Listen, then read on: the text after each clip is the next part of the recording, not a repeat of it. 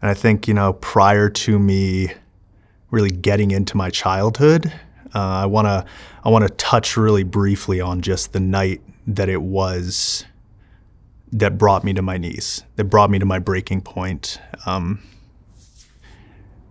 I was just shy of 25. I had been up for 11 days. I was in active psychosis. I wasn't eating. And, my girlfriend of 6.5 years had broke up with me. I'm living in Inglewood, pre-SoFi. It was not a great place at that time where I was. And, I assaulted 2 cops. I got put in the psych ward for a lot more than 72 hours. And I was at a point where I was completely and utterly beaten down, broken. There was no hope. There was no positivity. All I knew at that point was pain and darkness. That is it. There was no bright side to anything in my life at that point. And so that was really the night where I was really, truly beaten down bad enough by this thing to do something about it. Prior to that, I had wanted to be sober for a long time, and wanting it is great. It's not going to cut it. I wasn't willing to put any footwork in. I wasn't willing to do any action to get there. I was just kind of waiting for someone to hand me this sobriety thing, and I was gonna, thanks, man, cool, but there was, I wasn't willing to put in any work, man, and my childhood, I think from the outside, looked fairly good. I wasn't showing up to school with, black eyes every day. But behind the scene, there was a lot of dark stuff happening. Both of my parents are highly intelligent. They're both been professors or deans their entire life, and they're both incredibly intelligent, and it added a whole layer of pressure to me as a kid. And very early on, man, I had a friend's dad who started sexually abusing me, and it was more than touching at that time. It was pretty much right into like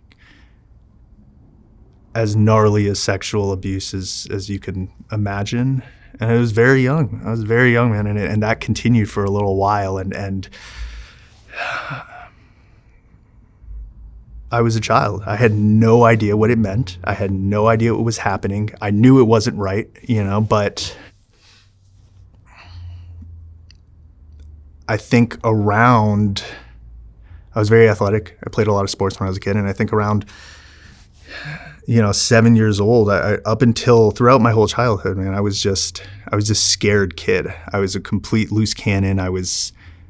Anything you said, I would do the opposite, and I talked back to anyone who said anything I didn't want to hear. I was just a little asshole, and around 7, is my first real memory, man, and this is important for my story, is it was my first real memory of feeling shame, and that carried on through my entire life. But I was hearing from people who were very close to me, and more than one person, that I was a mistake. I was not good enough. I remember having teachers tell me that like I'm just kind of a waste of air, and I'm a child, man. I'm and I believed it. I believed all of that stuff to my core, and that shame that I felt, because I have people telling me that I'm a mistake and I'm a small child, and I believe it to my core because I don't know any better. And now this carries on throughout my whole life. And that shame and that abuse, right? None of that has anything to do with why I'm an addict. I think it might have exacerbated it a little bit, or it might have expedited the process of it, or the progression of the addiction. But I believe I was born an addict, man. A large portion of being an addict is genetic, and I have alcoholism and drug addiction on both sides of my family. And And the reason I say I believe I was born with this, where some people I believe can drink or use themselves into this, is that there was no point in my life where I wasn't a little maniac, you know, at every stage, way before drugs and alcohol entered the picture. I was a complete maniac, you know, and Soft-White Underbelly is about giving people a space to tell their stories, even when these stories challenge what we think we know. Ground News shows us different perspectives in the media, which is why Ground News is a perfect sponsor for my channel. In a world where algorithms censor much of the information we receive, some of the most important stories get missed from our news feeds. Ground News highlights local news from around the world, giving you an on-the-ground perspective that national coverage might miss. The app and website empowers you to form your own opinions by presenting you with every article published on any news story worldwide. My favorite part of the app is the data it gives you on each news source as you read it, such as where it leans on the political spectrum, a factuality rating indicating how subjective their printed reporting tends to be, and who funds it. I particularly like their blind spot feed, dedicated to showing you news stories that are underrepresented in the mainstream media. You can check this all out by scanning the QR code on screen or clicking the link below. It's easy to forget how much bias can shape the reality we live in.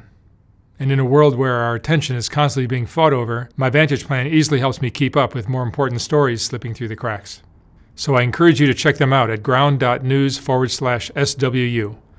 Subscribe through my link or download the mobile app and enter promo code SWU to save 40% off their Vantage plan. And by subscribing or even gifting it to someone you know, you're helping hold the media accountable and helping my channel directly. Thank you for watching. Really early on, I had religion kind of jammed down my throat, you know, and I've talked to a lot of people who this has been their experience, but, you know, I'd go to the Wednesday and the Sunday schools with the nuns and they'd smack your hands with the rulers and if you talked back, and everything that came out of my mouth was me talking back because I was a little maniac. And they told me I'm going to hell for my sins. And around 12 years old, man, I was, well, if I'm going to hell, then screw it. I might as well just run with this, because at that point I had, you know, in their eyes committed enough sins that I was going to hell. And I was like, man, I'm just going to run with this thing then, you know, burn it to the ground. And that's what I did for many years, you know. Around eight years old was my first introduction to any type of substances. I got put on Adderall, and my parents didn't know any better, you know, but that was my first introduction to anything that altered my state of mind. And what it told me at that time in my life was that I'm different. I had already now at this point for about a year and a half been hearing, you're a mistake, you know, you're not good enough, and there's something wrong with you.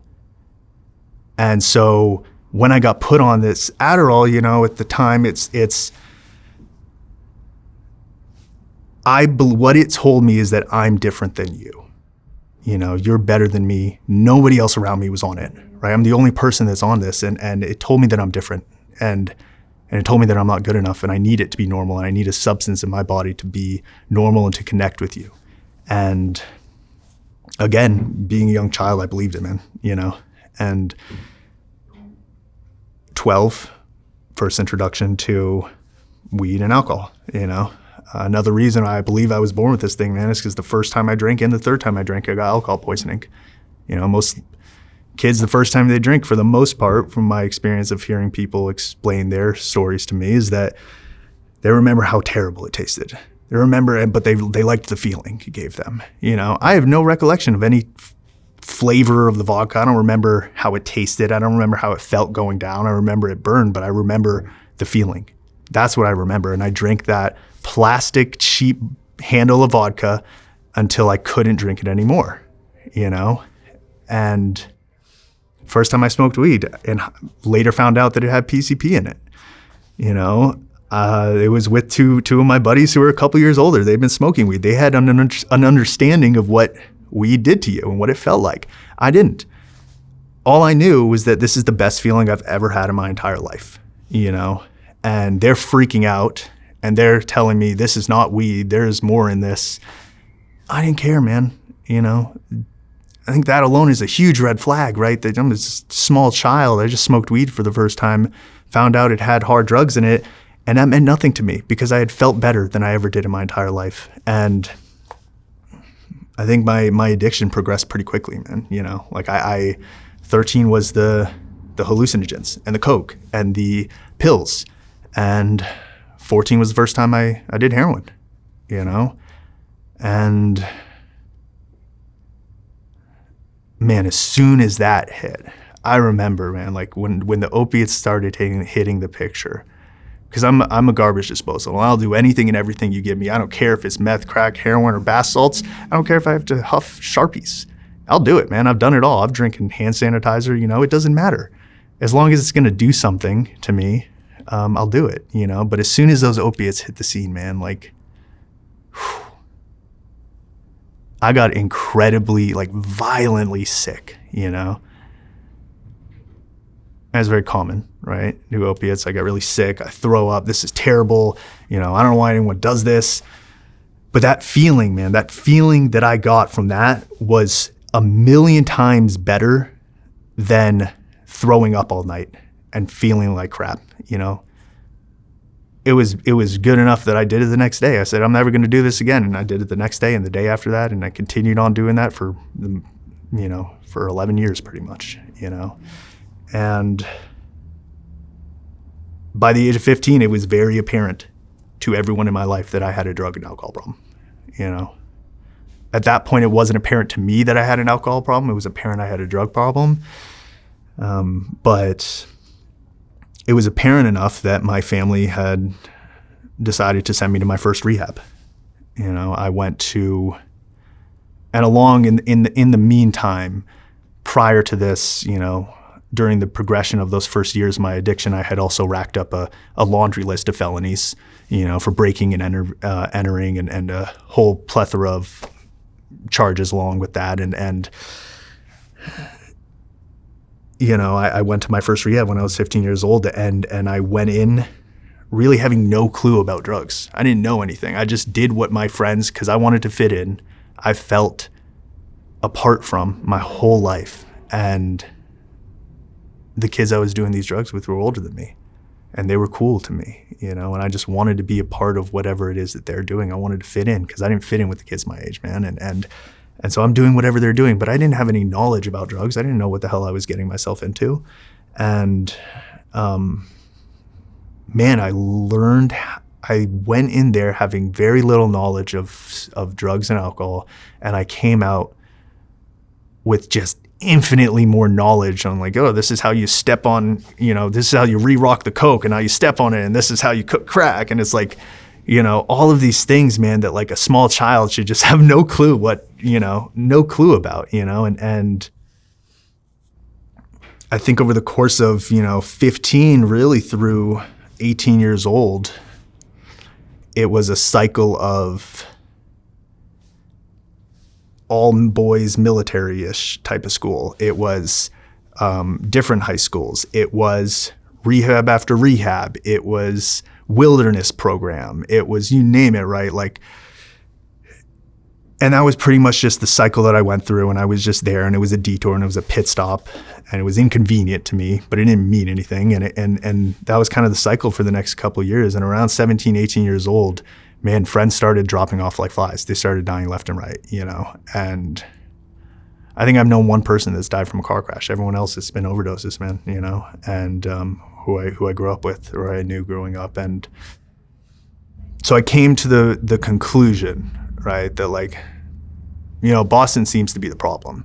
I'm going to go as far as I can on the other side of the country. I'm going to go all the way to LA, where they don't have drugs over there. There's no alcohol. There's no liquor stores over there. I'll be just fine. I'm a product of my environment, and this is Boston, and they don't have that in California. And I, was very sorely mistaken, because y'all got a lot of drugs, and y'all have a lot more drugs than we did, So, by the time I had got out to California, I had been to a dozen more rehabs, in a couple of years. I had been to wilderness program. I had been to therapy. I had a psychiatrist. I had these resources, man, and a large portion of my friends growing up are gone. My tools for living at this point were drugs, alcohol, anger, violence, and running away, you know? And I learned really quickly. I started getting into fighting pretty early on, and it was because, or as a teenager really, I guess, because I felt emasculated and belittled by all of these friends I had who were older than me, who were stronger than me, who I would box with, and they'd beat my ass over and over, you know, and I got really sick of it, man. I got sick of it. And so I picked up fighting, and I picked it up for a good reason, to learn self-defense, and that later on was used for a lot more malicious reasoning, you know. But man, by the time I got to California, I was already just like, my tools for living, you know, any positive tool that anyone had ever given me or tried to give me throughout my entire life didn't stick, man. The things that stuck were the drugs, the alcohol, the violence, the anger, the running away and curling up into a little ball, you know. And man, that stuff protected me. It kept me safe for a while until it didn't, you know. It served a really important purpose at certain points in my life. And when I got out to California, that was the only thing I knew, you know. From the age of really 5 until I moved out, I mean, well past when I moved out to California, man, I don't remember a day in my life where I didn't think that the world would be better off if I wasn't there, you know. There wasn't a day that I don't remember that thought, you know, and at this point there had been one genuine suicide attempt, you know, and it was a daily thought, and I fantasized about it, you know, and I had been strung on every drug on the planet, and I was, you know, actively on any steroid I could possibly get my hands on, you know, just because of a significant lack of self-esteem and self-worth, you know. And I moved to California with a girl I was dating, and we moved to Orange County, and we went to Costa Mesa, and my plan was to get it together and go to college and get a degree and get my life together, man. And that did not happen, man. It got significantly worse, you know. That was really the turning point where, like, man, shit got dark, you know. We were not playing for those last couple of years, man. Like, there wasn't a day of happiness or joy, you know. And we moved into this little apartment in Orange County, and, you know, pretty quickly on, I started to shoot dope again, and I started ODing on a regular basis, and I'm in and out of the emergency room. Man, the amount of bills from hospitals and ICUs and emergency rooms that I have no recollection of ever being there. A large portion of my life has been pieced together by other people telling me what happened, because I don't remember, you know. And the amount of bills I had from hospitals, and I would sit there and argue with them on the phone, like, I don't know what the hell you're talking about. I have never been here. I don't know where you got this info, you know, but you got the wrong guy. And within the first year of living at that place in Costa Mesa, you know, I had overdosed a handful of times prior to us getting kicked out. But in the last week and a half I was there, man, I overdosed 3 times in a week and a half in the underground parking garage. You know, one of the times I had to have the window broken, the security found me, the cops came, they pulled me out on the stretcher from the underground parking garage because the ambulance couldn't get down there, you know, and I don't know why they waited till the 3rd time, but, you know, after the 3rd time, they kicked us to the curb, you know. And I went back to Boston, and I stayed at my parents' house, and I was going to the needle exchanges, and I was the guy, you know, slinging dope, and I was coming out with my whole plastic bag of rigs and cookers and, you know, Narcan and you name it, right? And man, I OD'd in the needle exchange bathroom, you know. It was like my 2nd or 3rd time I was there, you know, and pretty quickly, man, like I think it was 2015 where there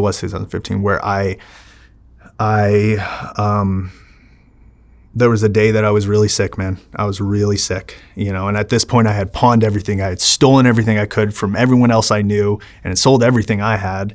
and stolen from my girl, my family, and my friends, and, you know, burned every bridge in my life, man. Nobody wanted me around. You know, I was a very unwelcome presence. And it was to the point where eventually my folks said, you know, like the point where like, hey man, we see you on the street, we're calling the cops, you know, don't come near our house. And I was breaking into homes and I was robbing people and doing anything I needed to do, man, because the reality is like my addiction convinced me up here, man. It convinced me that, whether true or not, man, it convinced me that if I don't get what I need, I'm going to die. You know, there is no, it's going to be uncomfortable. It's going to suck, but you'll make it. You'll get through it. No, like my disease, man, my addiction convinced me that if I don't get my drugs, I will die, you know? And so then it becomes, you know, you wonder why you see these people do really shitty things in their addiction, man. Like, I understand you. I get you, man, because it comes down to like, what would I do to stay alive? What would I do to survive? You know, and for me, there's not a ton I wouldn't do, man, you know, and there's not a lot I haven't done, you know, few things, but not a lot I haven't done. And it becomes for me like a survival thing, man. It's what would I do to stay alive? You know, because that's really what my brain is telling me. And I'm in this delusion that I believe it to my core, man, you know. But 2015, my parents were nice enough to let me back in the house for, I don't know if I was there for more than a week, when I was incredibly sick one day and I had gone in the needle exchange and I didn't have any dope, and I'm squeezing out all the rigs, trying to, you know, do my little cotton shots and all this stuff. And I had a biohazard bin, and it was full of 20 different people's rigs, you know, some of whom I knew and some of whom I didn't. And it was full of their coagulated blood, you know, and I didn't see any issue in this, by the way, at the time. There was no, like, this wasn't a thought, should I do this or should I not? It was a no-brainer to me at the time, you know. But I knew that in that coagulated blood, there was a little bit of dope, you know. I knew that. And so what my best thinking at that time was to drain all that coagulated blood, put it into a giant ladle, cook that ladle up, mush up all the blood chunks, and put it in my arm. And that gave me endocarditis. That gave me sepsis, you know. And I went into the ICU that year with a fever of 106.7, a tumor on my back, sepsis, a bit, you know, and 2 of my 4 heart valves not pumping blood to my heart. And I went in there and they told my parents, like, you need to start planning his funeral because he's going to be dead within the next 72 hours. And I asked my mom, man, it's funny. Like, I asked my mom, like, why didn't you guys like try to get me into the hospital sooner? Why wait till I have a fever of 106.7? And she kind of looks at me and she's like, are you joking me? Like, apparently they had tried to get me to go in 2 times prior, and I had gone in, and she said, you know, you walked in, the doctors there told you the exact same thing as they did this time, that, hey, you're probably going to die within the next 72 hours. You need to be admitted right now.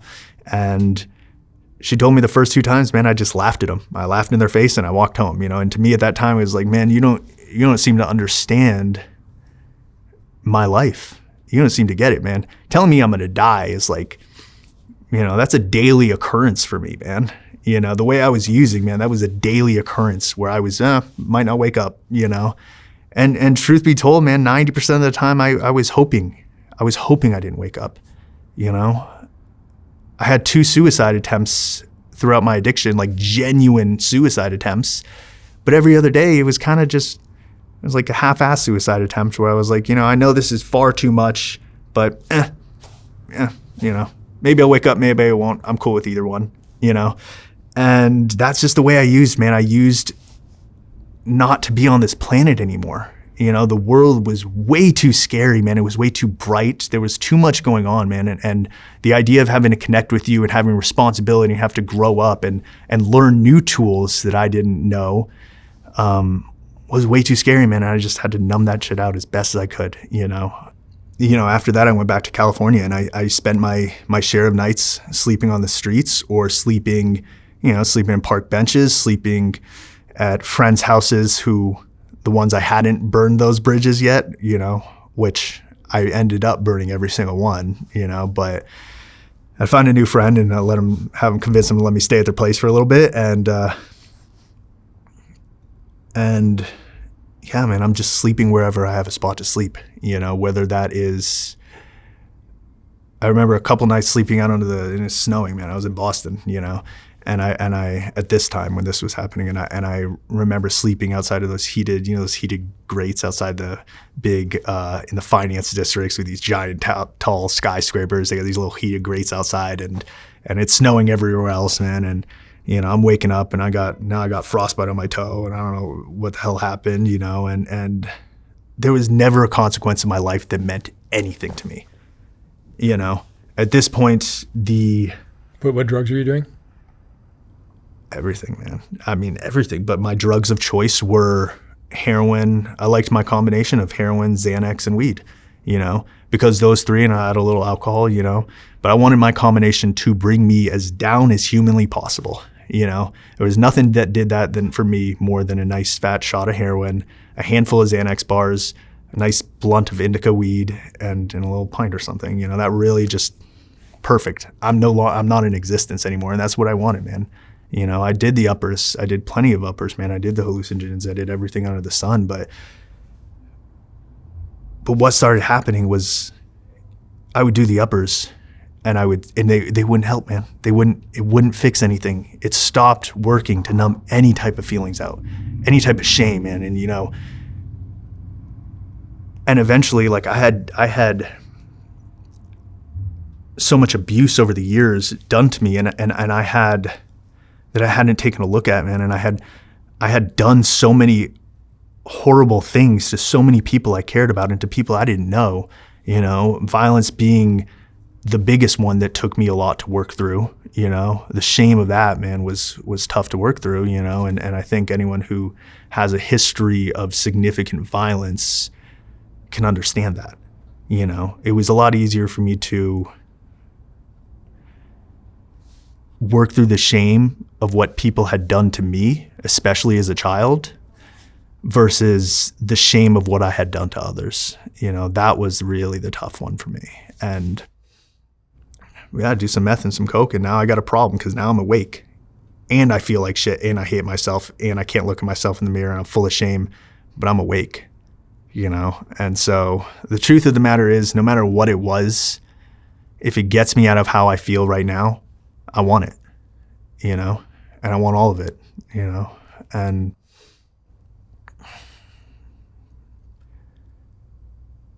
oh, man, I remember around this time when in 2015, I remember walking down, which, the Skid Row in Boston is the methadone mile, and I remember walking down methadone mile and man, there was no compassion. There was no empathy or sympathy. Like this shit didn't exist in my brain at this point, and I remember walking down the street in this little corner where there's a little park and you go buy dope right there. And I remember stepping over a dead body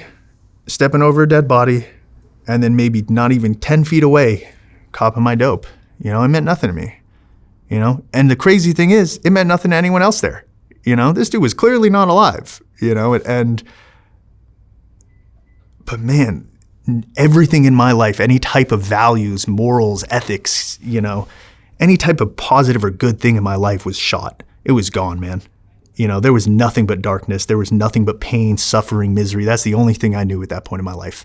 And so things like that most people would look at and be like, holy shit, man, I got to do something. And that didn't occur to me. I'm going to step right over them and go get my dope and I'm going to go home, or go to a little, corner store bathroom, and, but I went into the ICU with a fever of 106.7 and 2 of my 4 heart valves not pumping blood to my chest and a fatal blood infection and a tumor on my back the size of a baseball. And, they told me I was going to die and I laughed it off and I laughed in their face. And I sat there and it meant absolutely nothing to me. And it was a detour on the way. And at best, it was an inconvenience. That's it. It was just a pain in the ass that I had to be there. The biggest thing that was a pain in the ass, because they were keeping me loaded. I'm sure, I was putting up more than enough of a fuss and being more than enough of a pain in the ass to them that I think eventually they were just like, hey man, just give this kid whatever he wants. He's going to be dead anyways. Doesn't matter. Just give him what he wants, and he's going to die in the next couple of days anyways, you know? And that 72 hours kept getting pushed that they told my family I was going to die, and I just wouldn't die. I wouldn't die, man. And you know, so they're giving me my Ativan every 2 hours. I got my little button, and they give me the morphine drip, and they're, you know, then they started giving me the Dilaudid, and I'm still shooting dope there. I'm still having people bring in dope, and I'm going to the bathroom when I can stand up, and I'm going to bang dope, and you know, and I was a complete psychopath in there. You know, I'm threatening the nurses, I'm threatening the doctors, and I'm threatening their families. I'm threatening severe physical harm on everyone they love if they don't give me what I want.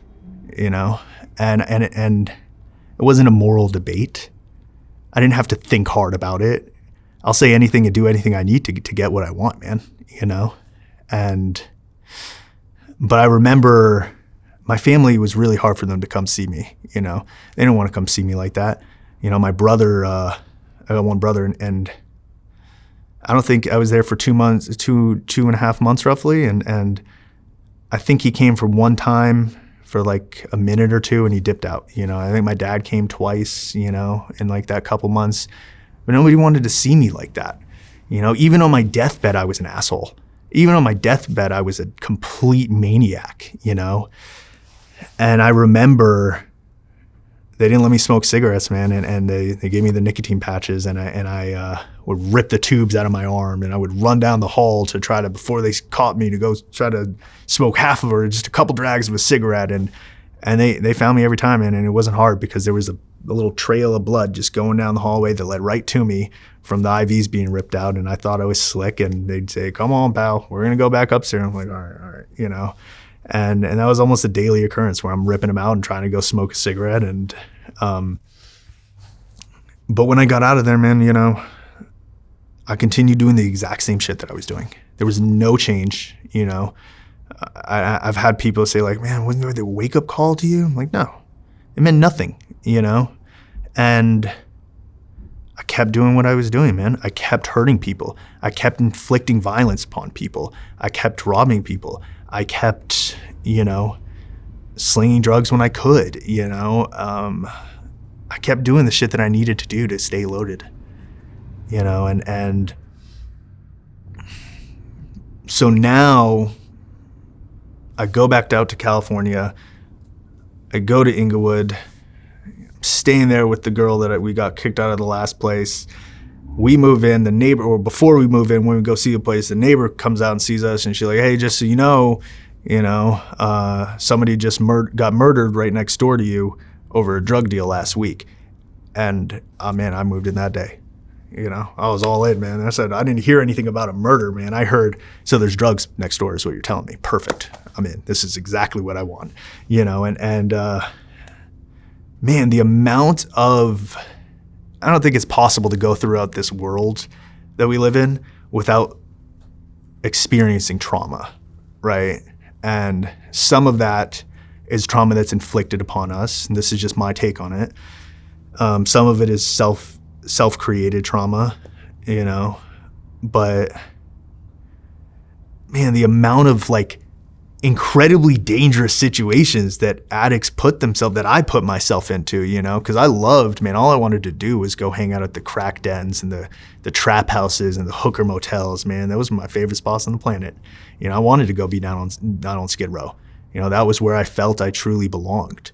That was how little I viewed myself, that like, this is the only thing I deserve, you know? I don't deserve to be anywhere besides here. Part of it, man, I was so addicted to the chaos. I loved the chaos. I loved not knowing if I'm gonna be robbed, man, if they're gonna take my money, or if oh, can I rob them? Or, you know, oh my God, like, is someone gonna die here tonight? Like, there's all this chaos. Is someone gonna get stabbed? Like, you know, and didn't know what was gonna happen, man. It was exciting. It was the only excitement I felt in life, because at this point, drugs didn't work anymore. You know, they were just my medicine, you know, and I needed them to get through the day. And man, I remember some of the worst withdrawals I've ever been in, man. I was staying in this little place, and the bathroom was 10 feet away from the bed, not even, and maybe like 5 feet, and I couldn't make it there. I couldn't make it to the bathroom, man. I couldn't do it. I was shaking. I was throwing up all over the place. I was, like sweats and just felt like there was barbed wire being scraped through my bone marrow, and I couldn't do it, man. And it took me, I remember crawling to that bathroom, and it took me a hell of a long time to get there, man. I remember crawling and fighting with everything in me just to get to that toilet so I can get sick there. But there's plenty of, like, along the way, man, there's plenty of legal troubles. There's plenty of deaths around me. And by the time I think I was, between the ages of, like, when I had moved to Inglewood when I was like 21 and 24, I had overdosed 20 times. I had been to rehab at that point at the age of 24, 25, 33 times for drugs and alcohol. Shortly after that, I went to a program for almost 3 months for trauma. I had been in the emergency room, over 24 times. I had well over 50 people in my life that were dead as a result of this thing. And a handful of them, I was the one, I had found them dead, or they had died with me, on more than one occasion. I would have a buddy and we're banging dope, and we did the same amount, and I would wake up and he wouldn't, and I mean, all of that trauma just fed my addiction. It just fed it, man. It created more stuff for me to repress and push down. But around the age of 21 too is I had another experience of sexual assault, and this one was different. This one was different from when I was a kid, because I had emotional and verbal and mental abuse and sexual abuse at this point, and I had been physically abused, and I had all this stuff, man. But this one was different because this one I blamed myself for entirely, I mean, every fiber of my being told me that this is my fault, and I had gone and bought drugs from this guy, and I had walked in and I'm strung out, and I can barely move or barely walk, I'm just kind of stumbling along like a little sloth into the door, and he gave me a glass of whiskey, and it had something in it, I just assume it to be GHB or some form of roofie, right? But it had something in it, man, and I woke up, however long later, and it was very apparent that I had been sexually assaulted, and I remember trying to kill him, I tried to throw him off his balcony, and it was high up enough that he would have died, and he had 4 other people there that all ran, and when he had him like half over and running and grabbing him, and pushing me off, and I had tried to go back again, later date, to finish the job, and that I really, for years, man, until I did some serious work around it, like, I really believed that was entirely my fault, because in my eyes, I had put myself in the position that I was so loaded when I went over to this house, I had taken the glass of whiskey. I had, trusted him in that way, but there was nothing else in it. And in my eyes, it was on me. It was completely my fault, and that I carried that with me for a long time after that, and until I realized that, like, man, this has nothing to do with me, and no matter how loaded I am, and no matter how terrible of a position I put myself in, that's someone else's really shitty decision to do that, I just happened to put myself in a position on a pretty much daily basis where dangerous things were happening around me, and there was trauma happening all around me, and there was violence happening all around me, but by the time, man, I was 24, at this point in my life, like I said, I'm overdosed over 20 times. I've in and out of the emergency room in the hospital. I had endocarditis and sepsis, and they had told me I was going to die every time I saw the doctors, and I had been in and out of rehab and 33 programs, and shortly after went to a trauma program, and I had a laundry list of charges, and I had 7 or 8 arrests, and I had, 3 psych hospital holds, and there was more than enough evidence piled up in my life that told me shit is not going well. There was a laundry list of evidence that had piled up in my life at this point that, like, man, things are dark, dude. Like, things are not going well for you, and kind of like I started off saying, man, like, I wanted it. I wanted to be sober since I was like 17, 18 years old, and wanting it just didn't cut it. Wanting it it's a great gesture, since it's all fine and dandy. Be like, I really want to be sober. That's awesome, man. It's great. Cool. What are you willing to do, to stay sober, to get sober? And I wasn't willing to do anything, man. I wasn't willing to put in any footwork, and, up until this point, man, like, again, my tools for living were violence, anger, run, drugs, alcohol, and I was just a completely broken down, like, shell of a human being. I was a complete shell. There was nothing in there, man. There was nothing positive had happened in my life in years. Nothing positive had happened in my life in years and years and years. And I was completely unhinged. I was out of my mind on a regular basis in psychosis, from one drug or another, and because if you don't have the drug that I want, I'll take whatever you got, and I was just a maniac, man. I was a complete maniac. I was the person that people made sure not to invite. Do not tell Mike about this, man. We don't want him there, And I was the person that people saw, and they brought their kids closer, and they crossed the street, and and I'm walking down the street like a complete maniac, and my just a feral animal, man.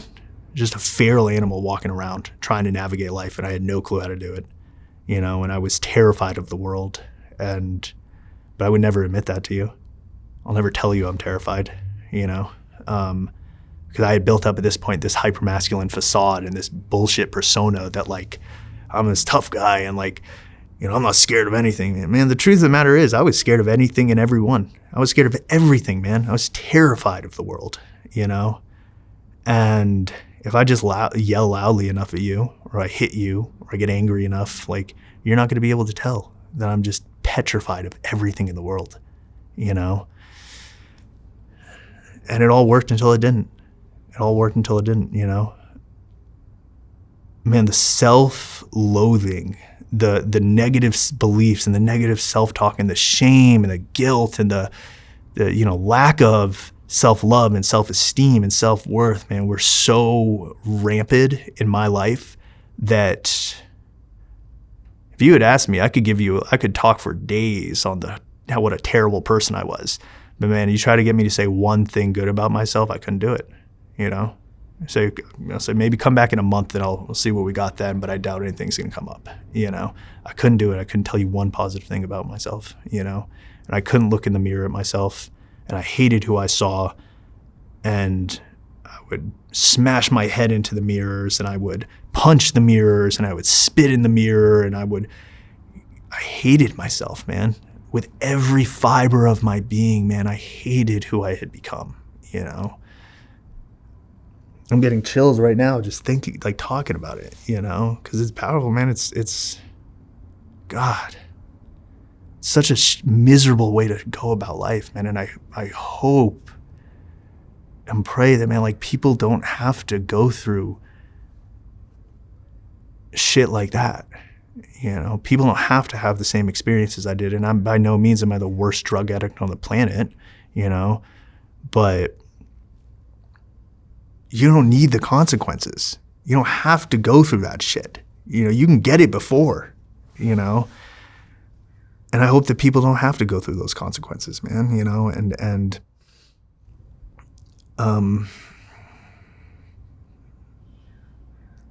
today my life looks a lot different, Today my life looks just infinitely different. And if you had asked me what I wanted out of recovery, out of sobriety, out of growth and transformation, if you had asked me what I wanted, man, I would have been selling myself so short, because I would have told you I want a hot girl, I want a nice car, I want a cool place to live, and I don't want to do drugs and drink anymore. That would have been the extent of what I wanted, All that stuff has come, man. Like, all these external gifts have come, man, but that's not really the good stuff. That's not really the bread and butter, man. Like, the stuff that I negated that didn't even cross my mind because it was so far out of reach for me when I came in was self-love, self-worth, self-esteem, a little bit of integrity, a lack of shame and self-hatred, learning how to show up with love and compassion and empathy. That stuff was so far out of my realm of experience at that time in my life that it didn't even cross my mind when you would ask me what I wanted, I just didn't want to hate myself anymore. I just didn't want to do drugs. And that's really what I believed would fix everything, was just not doing drugs, not drinking, and the truth of the matter is I've had my stints with pretty much anything you can get addicted to, because it's not about drugs and it's not about alcohol, man. That was just my preference, My preference was drugs and heroin and fentanyl and Xanax and something that's going to take me down and out, but I'll do uppers and I'll do hallucinogens and I'll go up, down, or sideways. It doesn't matter to me. And if that's not in the cards, cool, man. I love women, hell yeah, I'll gamble, and I'll overdraft everything I got in my account, the very little money I have to sit at the blackjack table, no problem, And I'll eat 5 pounds of gummy bears at night, and I'll play too many video games or work too much or go to the gym for too long and too much. And anything I do, man, I'm going to do it as an addict. I'm going to do to the extreme, And what I've learned to be true for myself is that this shit is not about drugs and alcohol, Drugs and alcohol were a great solution. They were a great fix. To me, I'm the problem, man. Drugs and alcohol just help soothe me a little bit along the way, but I'm the problem. And I thought my life would just get better by putting the drugs and the drink down, and I've been just as miserable in sobriety, man, than I have when I'm out there, when I'm not doing anything to grow, When I'm not doing anything to try to better myself, man, I will very quickly get just as miserable. And I remember very early on sobriety, man, I didn't have drugs and alcohol in my system, but I'll tell you what, I was trying belts on and not around my waist, I was testing what would hold me, I was thinking about it, man. And when I came in this time, man, I had already had 2 attempts and I didn't want to be alive, and I meant it, And I had people who have done this for 30, 40 years pull me aside and say, hey, man, I know when people are full of it, I know when they're seeking attention, you're not. They knew that with every fiber of my being, man, I didn't want to be here anymore, And I fully believed that I was a lost cause, but man, the things that I have got out of this program go so far beyond out of my recovery, out of my journey, out of this transformation and this self-growth process, so far beyond drugs and alcohol, because I'm still a completely psychotic little delusional maniac without the drugs and alcohol, hell, probably even more so, but I can look at myself in the mirror today, man, and I love who I see, I love the person that I've become, I show up for other people, man. I'm not showing up for anyone, left to my own thinking and my own, my own design for living. I'm not showing up for you. I'm not telling you the truth or getting vulnerable and getting real with you. I'm not trying to help you, But man, I have people that call me for advice. I have people that lean on me and that I can be a rock for, and then I get to show up for them, man. And you know, the community like that I've built in my sobriety has been in many ways my saving grace, you know, and just the willingness to be honest and vulnerable, you know, that alone has saved my ass more times than I can count, you know, because if you ask me how I'm doing and I say, great, man, everything's fine, everything's great, go look over there, leave me alone, you know, like usually, you know, 30 days sober, man, like things can't be going that well, you know, I'm not supposed to be great, you know, but that's when I'm scheming.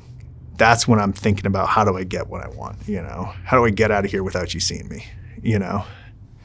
When I started coming to people and they would ask me, how are you doing? And I would say things like, I don't know, I have no idea, you know, but I want to learn about myself, you know, or pretty bad, pretty terrible, man. Really want to go get high right now. You know, just checked the bus route and the traffic down to Skid Row, which I pretty much did every single day, multiple times a day for the first while, for a while in my early sobriety, man. I was checking that traffic. I was checking the bus routes, and I was checking anything I need to, you know, and I was plotting, man, and I was just scheming, you know. But that honesty, that vulnerability, man, saved my life, you know, and having a community of guys, man, that like when things are dark, I can lean on, you know, and when things are dark for them, man, they can lean on me, and they know that. And they know I have their back, you know, no matter what. And I know they have mine, you know, and I have people that I can go to for anything today, man. Anything that I know are going to show up for me, you know, and that will know that I would show up for them, you know. I get to help a lot of people today, man, you know, and that has truly been the biggest blessing of my life, man. Like, because if I got sober and I didn't help anyone else and I was just still a selfish asshole, man, like, it's great, you know? Like, I don't feel good about that, you know? Maybe I'll feel accomplished for a minute when I get sober, but then I'm just a selfish asshole still, you know? The biggest blessing in my life, man, has been getting to show up and help other people, man, and see the transformation in them. And see the light go on in their eyes, just like it did for me, just like people showed up for me and helped me, you know, when I had no idea how to help myself. You know, I have no idea how to live life, man. I completely, it really felt like early on everyone got this like this instruction manual for living, and they just forgot to give me one. You know, I really believe they're just like, man, how the hell is everyone else learning all this stuff, you know? And nobody gave me that instruction manual, and I had no idea how to show up in the world. I had no idea how to live life, man. I didn't know how to take care of myself, you know? I didn't know how to show up for work, you know, or be a good boyfriend or be a good friend, you know? Everything I touched was toxic, you know, and everything I touched would go up in flames, man, you know, and man, everything that I have wanted in my life has come true. And I'm not talking about the external things. I don't have a yacht. Yacht would be cool, man. You know, but like that shit doesn't matter. You know, like I'm not talking about anything external, man. Everything I've ever wanted in my life I have, you know, and it's all internal shit. All of it. You know, that is the most important thing to me, man. Like, if I'm happy and I can show up in the world serene and with a little bit of compassion and love and be content and not want to think about killing myself just for today, man, just one day, you know, that's a win, man. You know, it's been a long time since I've had any negative self-talk. It's been a long time, man, you know, but it took a hell of a lot of work to get there. I've not had an easy route. I've not had an easy path, man, you know, and I've had to bust my ass to get where I am, you know, but the best thing I ever did. It's the only thing I've ever done that hasn't ended up in complete flames. It's the only thing I've ever done that hasn't ended up, you know, in like as a complete nightmare and shit show, you know, and I get to get to show up and help guys today, man. You know, I get to do that for my career. I get to do that outside of my career. You know, my life is surrounded, that is my life, man. My life is getting to help other people, man.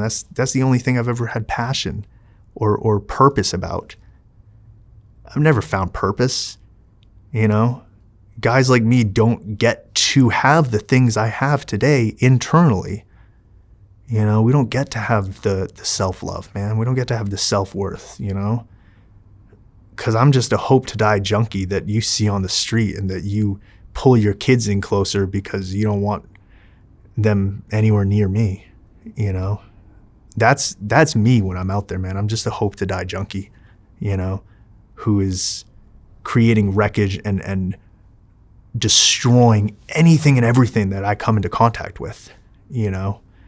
I've never had the exception. When I'm out there, I will ruin anything that I touch, you know, and I will hurt you and everyone around, you know, intentionally or not, man. Well, most of the time, non-intentionally. I'll just, you know, the audacity that I had to like look my mother in the eyes when she tells me how this is affecting her. The audacity, man, that I had to look my mom in the eyes and tell her, like, mind your own business. This doesn't affect you. You know, this is my body. This is my life. Mind your own business. This doesn't have any impact on you and it doesn't affect you. You know, stay out of it. Like, man, after getting sober, man, my mom told me for years she didn't get more than 2-3 hours of sleep at night. You know, one of the biggest blessings of my recovery and my sobriety today is that my mom sleeps at night, man. She knows where I am. She knows I'm doing what I'm supposed to be doing. She knows I'm sober, you know, and she gets to sleep tonight, man. You know, just giving her that alone, man, is like, God, you know. But where did this all come from? Where did it stem from? The growth? No, the problem, all the dysfunction, all the self-hate. The self-hatred, man, was a... I'm sure some of it came from your behavior and the drugs. Yeah, but yeah. There was probably something that was before that kind of started it all. Yeah, I mean, I think that, you know... The sexual abuse. The sexual abuse, you know, but I kind of grazed over this part, actually, or missed this part of childhood. But, you know, my parents didn't come from money. You know, and they really didn't come from money, and they worked their asses off to give me a better life than they had. And they worked their asses off, man. And as a result, I grew up with a huge sense of abandonment and neglect. And there was a lot of cries for help. There was a lot of red flags going up. There was a lot of bad shit happening to me. And nobody noticed. Nobody knew, you know, and this self-hatred, I think it really started, man, when like I started hearing from people in my life that I was very close to that like, you are a mistake, you know, you will never be good enough, you know, and that you're worthless, man, you know. I had some pretty shitty teachers that were telling me that too, by the way, not just teachers, but you know, I had some teachers that were telling, like, in hindsight, I'm like, how the hell are you going to say that to a small child, man? Kids take that stuff seriously. Yeah, I believed it, you know. I believed it with every fiber of my being because I don't know any better. I'm just a small child, you know, and so what helped you come to where you are today? Therapy? You know, for me, I mean, I've been in and out of therapy for 25 years. You know, I'm a psychiatrist, you know, like, you know, in the past it was meds, and I'm not on meds anymore, but in the past at times antidepressants helped, you know, they served a purpose in that time. And, you know, sure, therapy was very helpful at times, you know, but the transformation really for me came with, and I don't like to push this on anyone because it's everyone has their own journey and there's a lot of ways up the mountain, right? But for me, it was through 12-step programs. You know, that's what saved my life, you know, because I tried everything, man. I tried everything you could think of. I mean, I literally remember doing a shot of meth, like taking a couple bars and like passing the blunt to my buddy and me looking him dead in the eyes right after I had just done that and telling him that I had 2 months sober, Like, I believed it, man, because heroin was the problem. As long as I'm not doing heroin, I'm sober, right? But yeah, man, what really did it for me was 12-step programs, And again, there's a lot of programs out there, man. There's a lot of support groups and support and communities of sober people, man. So it's really whatever, it's an individual thing, man. Whatever works for you works, then it's great, man. And I support it, But for me, it was 12-step programs. And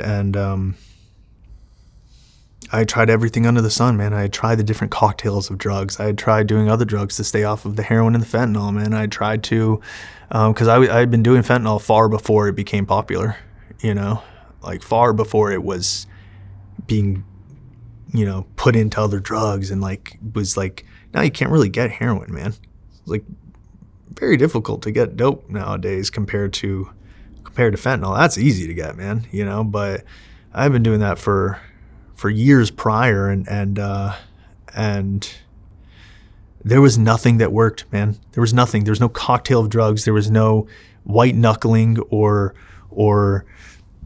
self-help book I could read. There was no pep talk that anyone could give me that was going to cut it,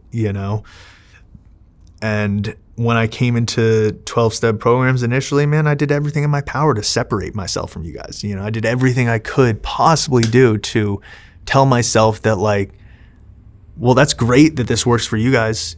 You just aren't as bad as me, if you were as bad as me, this wouldn't work either. And then if you tell me that, if I hear that you used like I use, well, I don't know. Yeah, but you don't have the major depressive disorder. You don't have that piece, and you don't have the mental health. And man, you didn't mess your body up through steroids and your hormones and you don't have the suicidal ideations on a daily basis like I do, man. And you haven't done the things I've done, and any bullshit reason I could come up with to separate myself from you and tell myself really that this won't work for me.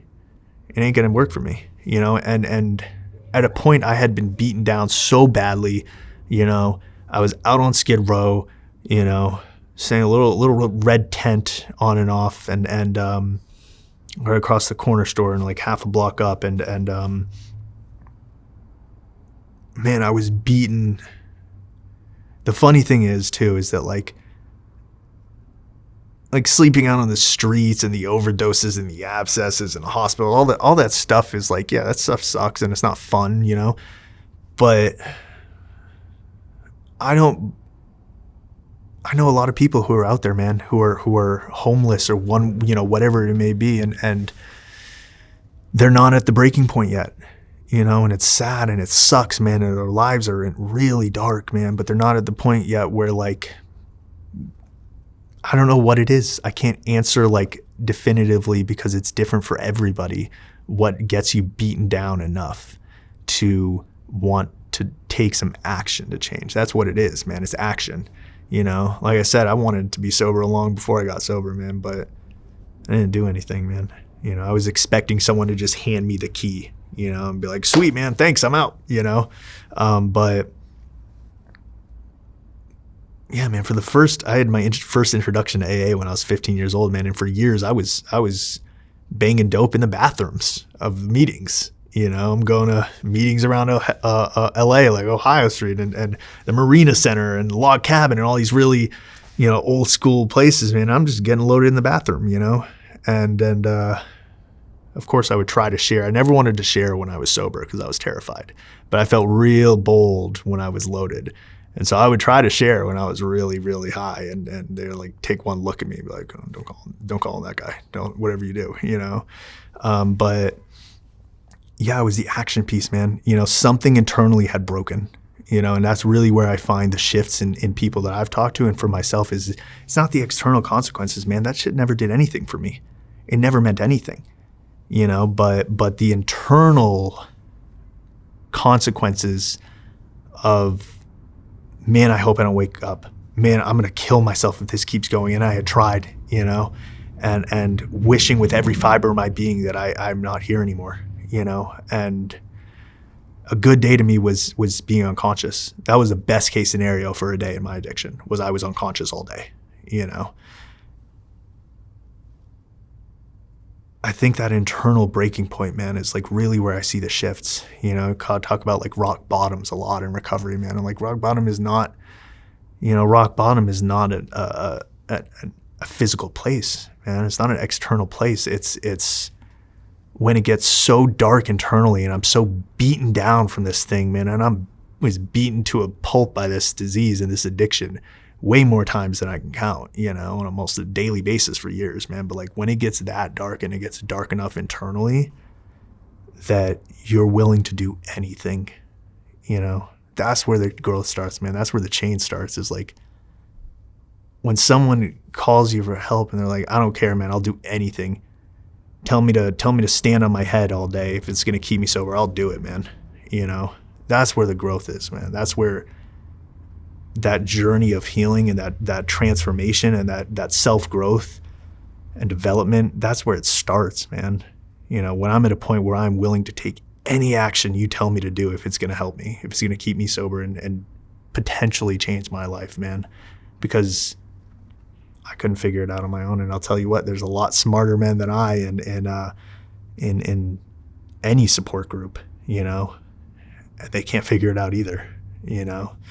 But yeah, man, that action, and that's my hope for anyone who's struggling, man, is that they get to a place where they're willing to do anything it takes. You know, they're willing to do whatever it is that's suggested and asked of them. And the truth is, I don't know best, especially when I come in, man, because my addiction, my disease is speaking to me in my own voice. And that's, you know, one of the things my best friend, you know, rest his soul, would say to me all the time was, you know, that the disease speaks to him in his own voice, man. And like, I have no idea what's best for me, you know, and I come in and I'm broken and I think I have these great ideas, these wonderful ideas. Like, I'm going to go move back to California and try to get back with my ex, you know, and just the horrible idea. I'm going to, you know, or this was a really bright idea that I genuinely believe this, man. Like, I'm going to just sell drugs. I'm not going to do them, you know, like, I'm just delusional, man. Naturally, I'm just delusional, sober or not, man, until I get my bearings under me and I'm able to differentiate in my head what are Mike's thoughts and what is this disease and this addiction trying to reel me back in. You know, as you stay sober longer, that voice that chirps at me in my own voice starts to drift away. And every now and then it'll try to come back, but I can recognize it now, man. I shut it down real quick, you know, but the more separation and the longer I stay sober, the less that loud that voice gets. And man, I hope anyone out there, man, who's struggling and going through it, man, like, this shit is attainable. You know, it's not out of reach for anybody, man. I don't care how bad you are. I don't care what you've been through. Chances are, I've seen it, I've done it, I've been through it. And if it's not me, I know I can give you a list of 20, 30 people who have all been through it too, you know, from the worst to the worst, man. And they're sober. You know, there's no excuse, man, you know. And so, yeah, my hope is that anyone who is struggling gets to a point quickly where they're willing to take that action, and that they don't have to go through some of the shit that some people do. So, yeah. Excellent. I'm glad you're doing well, Mike. Thanks, brother. I appreciate it, man. Yeah, thank you so much for having me. Proud of you. Yeah. Thank you, man. Thank you. Great brother. talk. When I was designing the first Soft White Underbelly book, I realized that there were so many great portraits that weren't going to make it into that book. They just wouldn't fit. And once I saw how well that first book sold, I knew I'd have to design a second book. This second book is finally ready to ship.